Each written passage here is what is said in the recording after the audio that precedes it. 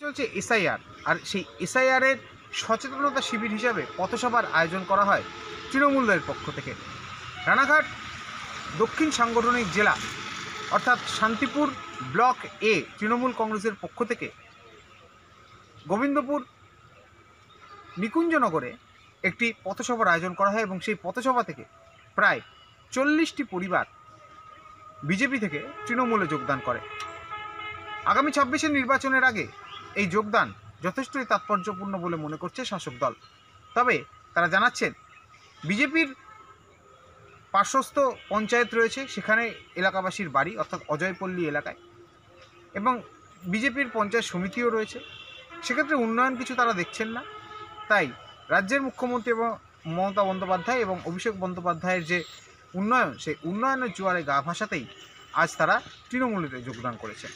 যদিও বিজেপি জানাচ্ছেন এতে করে তাদের কোনো প্রভাব পড়বে না, কারণ যারা যোগদান করেছে বেশিরভাগই তৃণমূল, আর দু একজন যাদের বিজেপির কথা বলা হচ্ছে তারা লোভ সামলাতে না পেরে গেছে। তারা আসল জিনিস বুঝতে পারলে পরবর্তীতে আবারও চলে আসবে, এই আসা যাওয়া লেগেই থাকবে।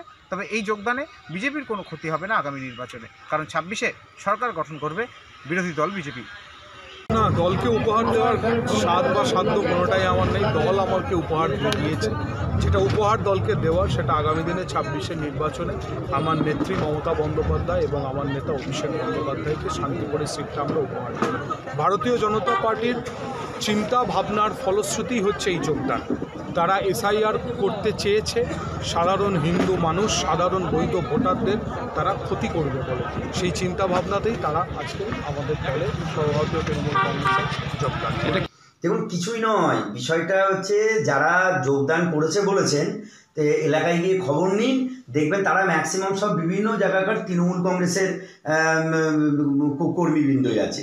বিজেপির যদি দু একটি লোক গিয়েও থাকে, সে দেখবেন যে আবার কিছুদিন পরেই তারা আবার বিজেপিতেই ব্যাক করবে। বিষয়টা আর কিছুই নয়, বিষয়টা নতুন নতুন তৃণমূল কংগ্রেসে বেশ কিছুজন দায়িত্ব পেয়েছে।